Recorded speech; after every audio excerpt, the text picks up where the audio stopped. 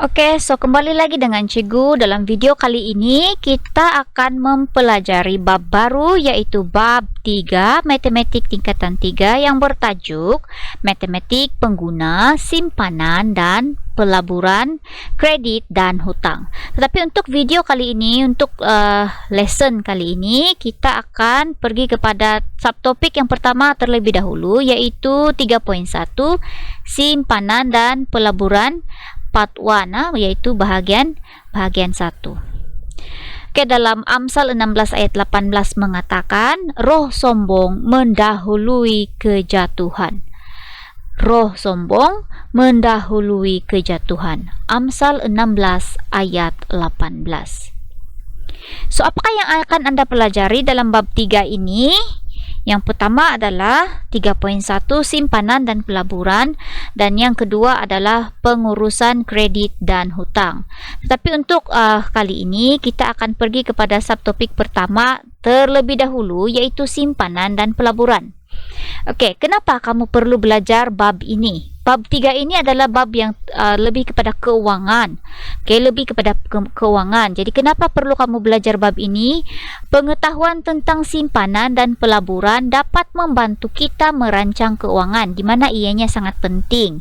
Dan seterusnya ialah konsep simpanan dan pelaburan juga selalu digunakan dalam pelbagai bidang seperti perbankan, saham, hartanah, keuangan, perniagaan, perakaunan dan sebagainya.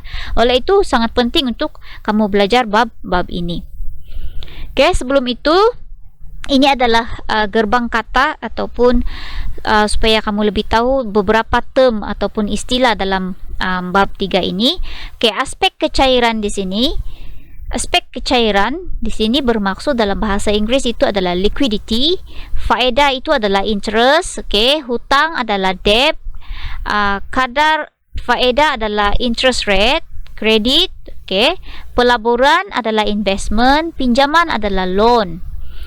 Pinjaman pribadi itu personal loan, pulangan itu adalah return, dan simpanan itu adalah saving. Oke. Seterus saja kita pergi kepada standard pembelajaran yang pertama, yaitu mengenal pelbagai jenis simpanan dan pelaburan. Oke. So, apakah yang dimaksudkan dengan simpanan? Apa itu simpanan? Oke, apa itu simpanan?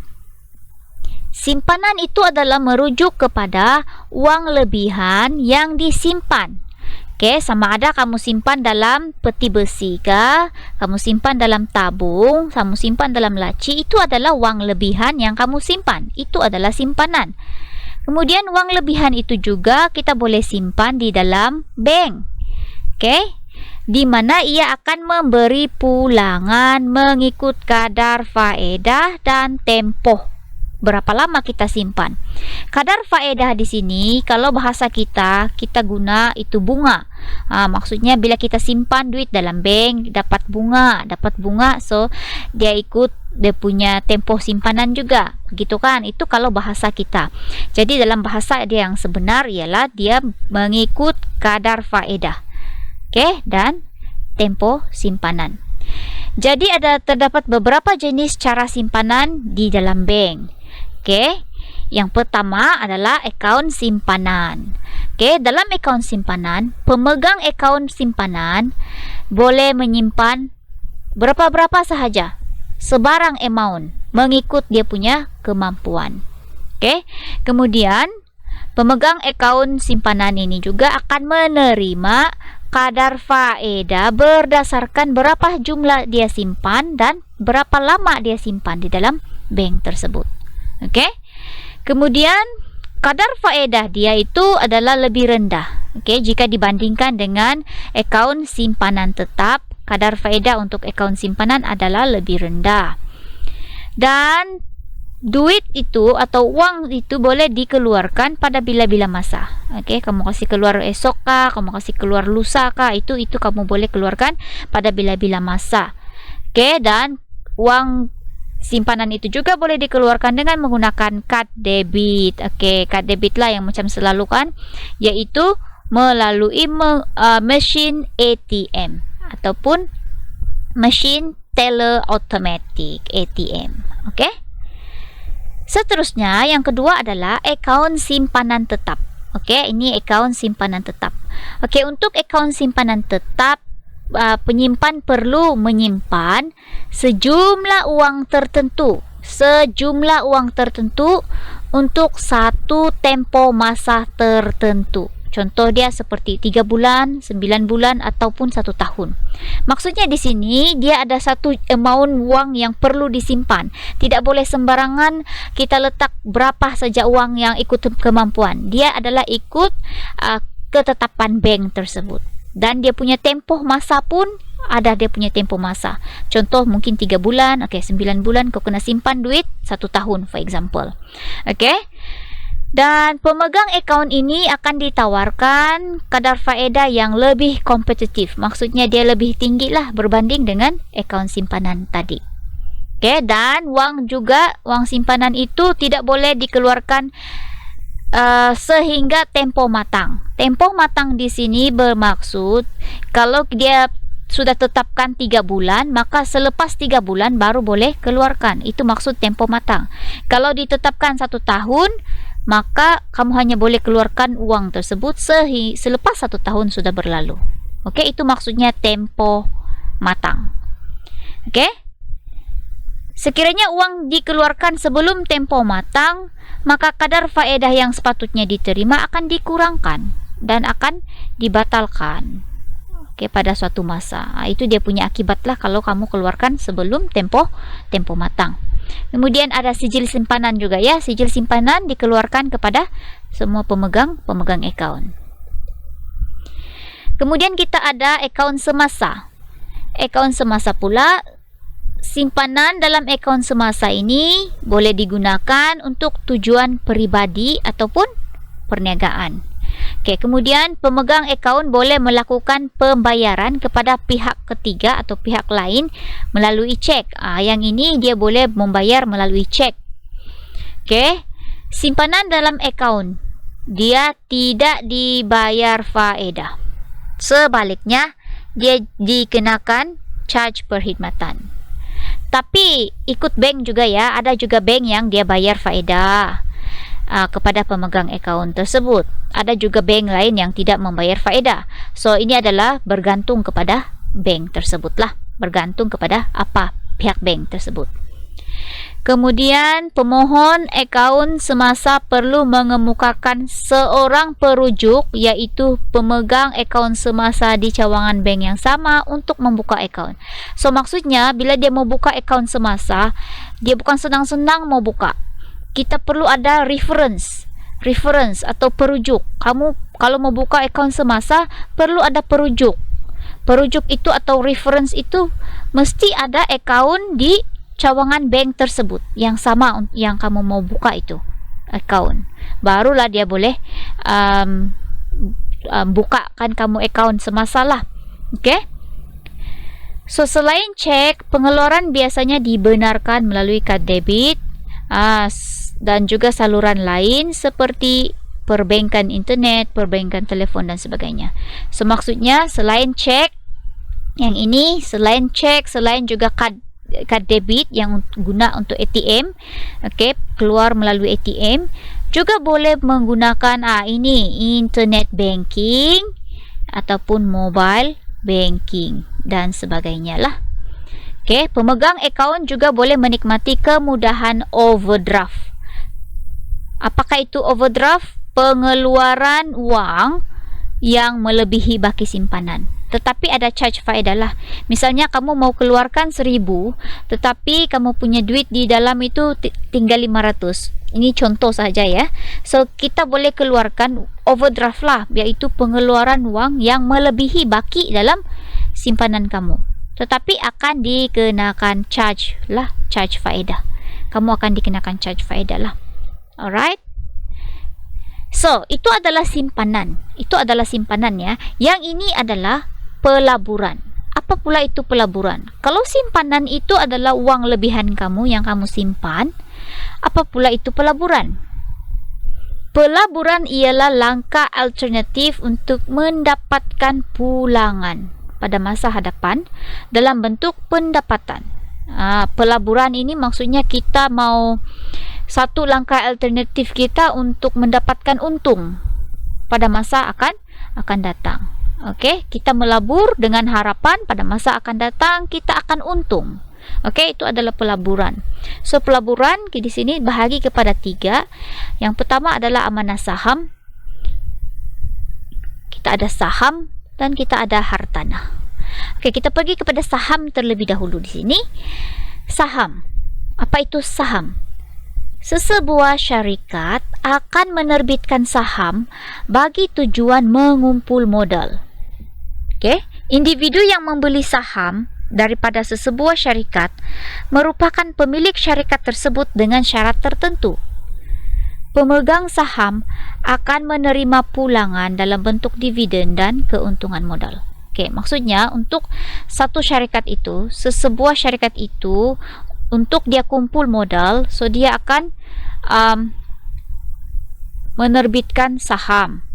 Seorang orang akan membeli individu akan membeli saham di syarikat tersebut.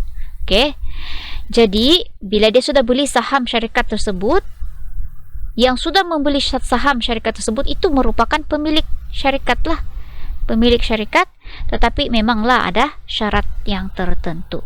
Jadi bila company ataupun syarikat itu untung, maksudnya yang pemegang saham tadi akan mendapat pulangan lah. Dia akan mendapat pulangan dalam bentuk dividen dan juga keuntungan modal. Okey, itu adalah saham. Yang kedua adalah amanah saham.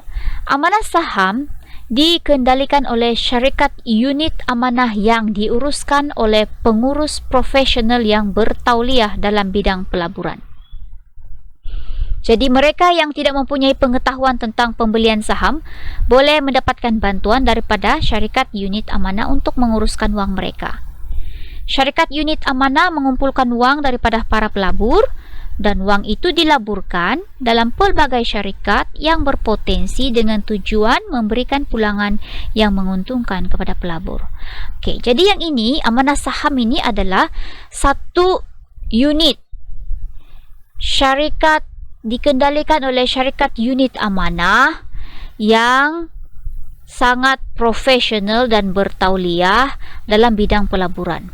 Jadi bila kita tidak mempunyai pengetahuan tentang jual beli saham, kita boleh minta bantuan daripada mereka ini untuk uruskan uang kita. Okey, so bila mereka uruskan dan melaburkan uang itu, bila dapat untung maka pelabur itu akan mendapatkan pulangan. Okey, mendapatkan pulangan. Okey, ini adalah seperti contoh di sini adalah amanah saham berhad, ASB. Selalunya orang Sabah akan cakap kau ada buat ASB ke, buka akaun pejabat pos. Itu yang selalu famous itu. Okey, selalu famous di kalangan kita itu ASB ya, pejabat pos. Inilah tu. Alright. Salah satu contoh dia lah, salah satu contoh. Okey. Seterusnya adalah hartanah.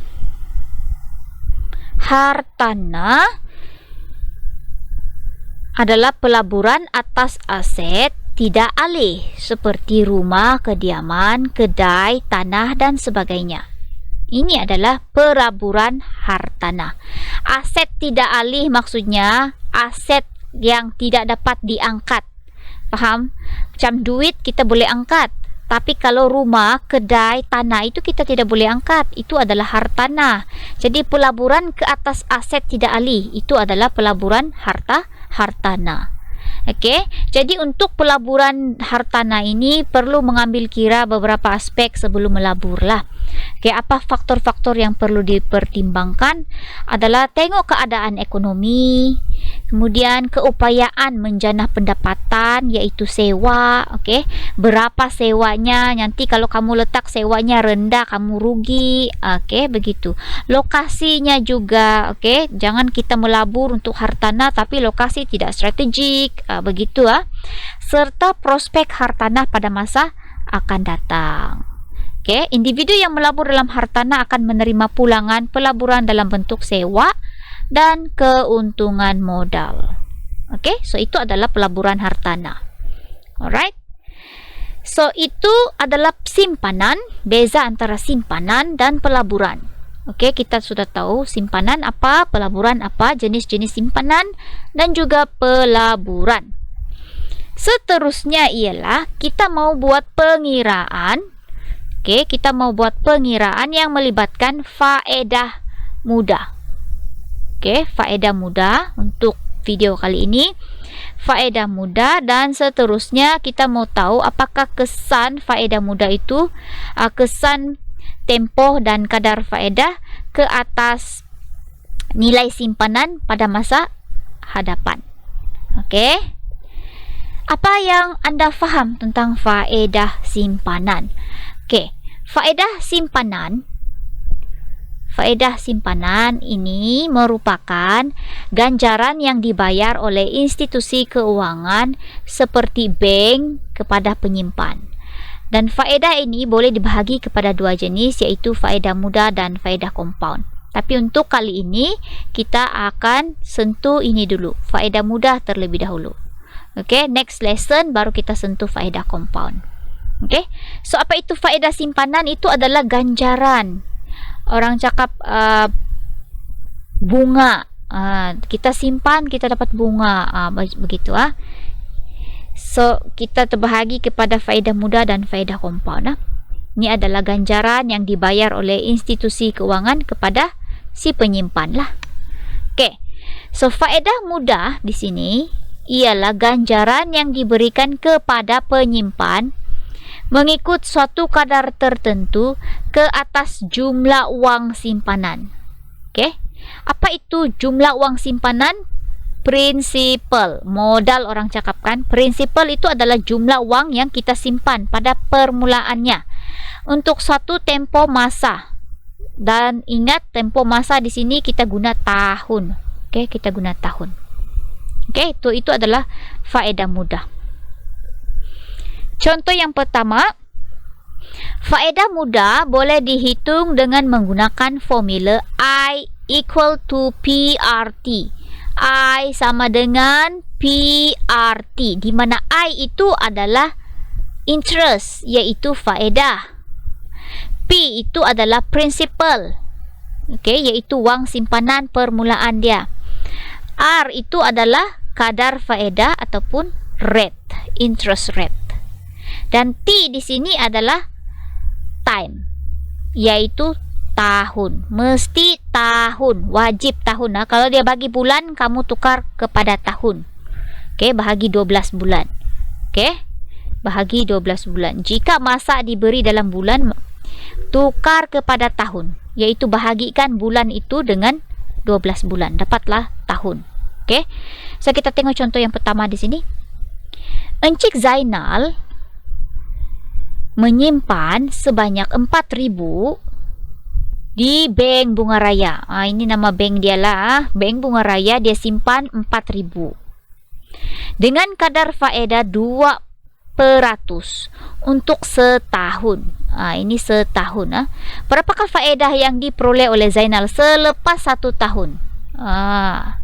Jadi di sini soalan, kamu tengok dulu soalan mau cari apa? Soalan mau kamu kira berapakah faedah? Faedah itu interest I, kan? Jadi kita tahu I is equal to PRT. Kita mau cari interest. PRT, P itu principal. Ini principal kan, yaitu jumlah uang yang dia simpan pada mulanya. R itu ialah ini R, kadar faedah dia 2%. 2% itu kamu mesti tukar 2%, tukar terus 2/100 sama dengan 0.02 kan. So selepas 1 tahun, so ini T dia 1 tahun. So semuanya sudah ada. Kita mau cari I, so masukkan sahaja dalam formula lah. Masukkan dalam formula I sama dengan P dia berapa tadi? P dia 4.000. Nih, 4.000. 4.000. R dia berapa? R dia 2%, 0,02 ataupun 2% lah. 0,02. T dia berapa kelas? T dia 1 tahun. 1. Darab lah ini semua. Darab dapat 80. So, jawapan kita ialah dia punya interest rate adalah RM 80. Begitu sahaja. So, guna sahaja IP PRT. Formula ini kelas, sila kamu kena tahu guna ini ya. Kena tahu guna ini formula. Okey? Contoh yang kedua, Encik Badrul menyimpan sebanyak 5.000 di bank. Kadar faedah 3% setahun bagi tempoh 2 tahun. Hitung jumlah faedah yang akan diperoleh Encik Badrul bagi tempoh 2 tahun tersebut. Soalan mau kamu cari faedah. Betul? Faedah itu apa? Interest. Okey, cari. Okey, setiap kali kamu dapat soalan, kamu kena label apa soalan mau cari. Oh, soalan mau cari interest. Kemudian kamu kena ekstrak apa sahaja info yang diberi. Ini 5.000 ini principal. Betul? Principal. Faedah dia ini adalah rate dia. Tempo 2 tahun. Tempo 2 tahun itu dia punya T. Soalan mau cari I. So, kamu kena guna formula I is equal to PRT. Okay, I is equal to PRT. So, I dia 5.000. Sorry, bukan I. Dia punya P. P ya. P dia 5.000. Kemudian, apa ini? Sorry ya. Oke, kemudian R dia 3%, 3/100. T dia 2 tahun. Sudah. Ini ya. Tekan ini, dapat ni ya. So, kita darabkan sahaja terus dapat I, yaitu 300. Oke. Contoh ketiga, Cik Wong menyimpan sebanyak 10.000 di bank murni dengan kadar faedah 4% setahun. Hitung jumlah faedah yang diperoleh Cik Wong selepas 6 bulan. So, tengok apa yang dia mau, hitung faedah. Oh, I, dia mau cari interest, I. Kemudian 10.000 ini dia punya P, principal. Betul? Kemudian ini dia punya rate, R. Oke, 6 bulan ini dia punya T, time. So, 6 bulan di sini, bulan. Ini bulan. Apa teacher bilang tadi? Bulan kena tukar kepada tahun. Bagaimana tukar kepada tahun? 6 itu kamu kena bahagi 12. Oke, 6/12. Maksudnya, berapa tahun itu? 0,5 tahun lah kan? Setengah tahun, betul? Atau 1/2 tahun. Betul kan? 0,5 tahun. So, di sini kita guna formula ini. P dia sudah ada 10.000. R dia sudah ada 4/100. T dia itu 6/12. Jangan letak 6 itu 6 tahun. Ini 6 bulan kena bahagi dengan 12. 6/12. So, tekan-tekan kalkulator ini 10.000 darab 4/100 darab 6/12. Guna tekan kalkulator, dapat jawapan kamu 200. Jadi, dia punya jumlah faedah selepas 6 bulan ialah RM200. Oke? Oke. Kita tengok contoh nomor 4. Encik Nazrin. Encik Nazrin menyimpan sebanyak 8.000 di bank desa dengan kadar faedah 3% setahun. Hitung jumlah simpanan Encik Nazrin selepas beliau menyimpan selama 2 tahun dan selama 3 tahun. Okey, ada 2 lah. 2 tahun dan 3 tahun lah. Okey, kita tengok soalan mau cari apa? Hitung jumlah simpanan. Kali ini dia mau tahu selepas 2 tahun berapa jumlah simpanan dia. Mula-mula dia simpan 8.000. Okey, selepas 2 tahun berapakah sudah jumlah simpanan Encik Nazrin? Oke. So kita tengok rumus untuk mengira faedah adalah I sama dengan PRT. So prinsipal dia ialah 8.000. Betul kan? Nih, prinsipal dia 8.000. Kadar faedah dia sudah ada, ini R dia 3%. Oke. So cari dulu dia punya faedah. Cari dulu faedah dia guna formula PRT. So P dia 8.000, R dia 3/100, darab berapa tahun? 2 tahun. Oke, 2 tahun di sini 2 tahun. So kita darab, kita dapat RM 480. Ini bukan dia punya jumlah simpanan ya kelas. Ini dia punya faedah. Jumlah simpanan belum lagi dapat. Oke. Jadi jumlah simpanan itu pada akhir tahun kedua ialah kamu tambah jumlah asal prinsipal dia itu tambah dengan dia punya faedah, dapatlah jumlah simpanan pada selepas 2 tahun. Jadi kita kena tambah 8.000, ini simpanan asal. Tambah lagi 480, ini 480 adalah faedahnya. Jadi bila ditambah dapat 8.480 ringgit. Nah, duit dia bertambah sudah kan? Nah, maksudnya dia simpan, dia dapat faedah. Jadi simpanan dia telah bertambah. Oke, kita tengok kalau dia simpan 3 tahun pula, berapalah dia punya jumlah simpanan. Oke, kita tengok 3 tahun. Seperti yang ini juga kita buat, cari dulu dia punya faedah guna ini rumus I sama dengan PRT. Oke, so P dia 8.000 prinsipal, R dia 3/100. T dia kali ini 3 tahun, bukan 2 tahun lagi ya, 3 tahun. 3 tahun, so kita darab semua ini, kita dapat RM 720. So jumlah simpanan dia Encik Nazrin selepas 3 tahun, selepas akhir tahun ketiga itu, kita tambah dulu dia punya prinsipal 8.000 tambah dengan faedah dia 720 ringgit. So dapatlah 8.720 ringgit. Bertambah kan?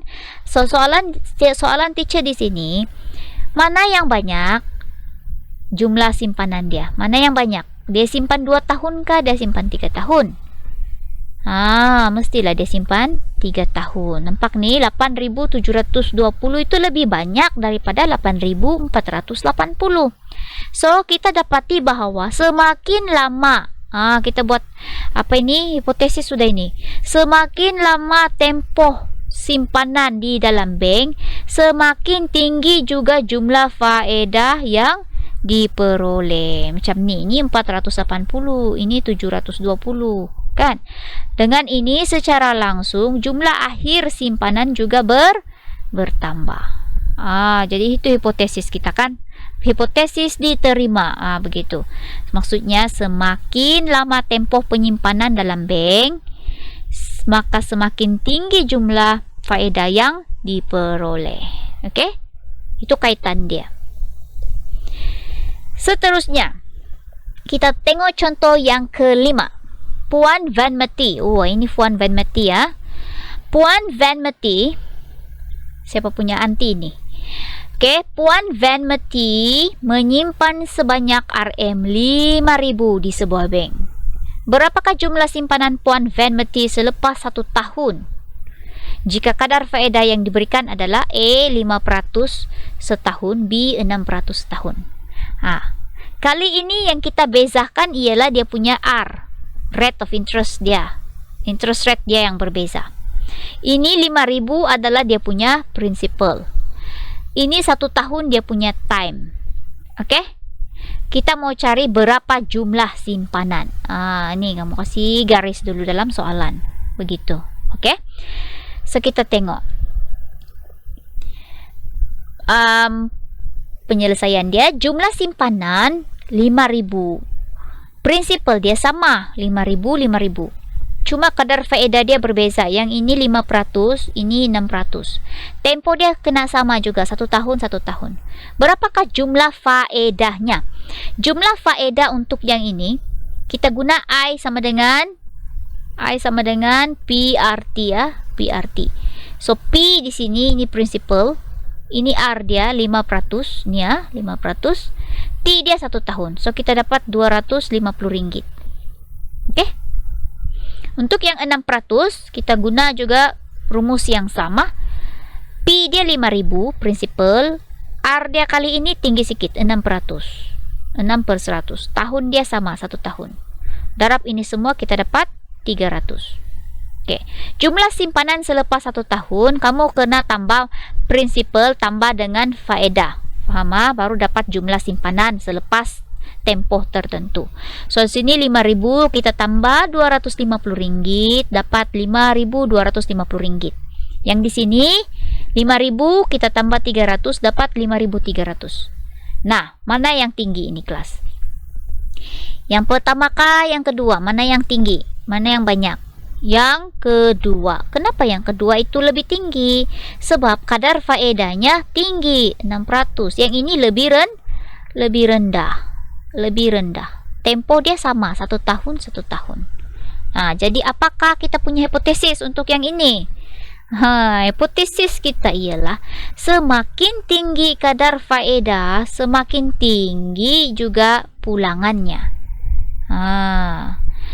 Semakin rendah dia punya kadar faedah, semakin rendah dia punya pulangan. Oke? So, sila buat latihan yang berkaitan dengan topik ini yang telah cikgu berikan. Alright? So, kita ulang sekali lagi dalam Amsal 16 ayat 18. Roh sombong mendahului kejatuhan. Roh sombong mendahului kejatuhan. Jadi, janganlah kita buanglah sikap sombong itu. Dalam segala perkara, kita buang segala sikap sombong itu. Sebab itu akan menyebabkan kejatuhan. Oke? Oke, Amsal 16 ayat 18. Oke, thank you, class.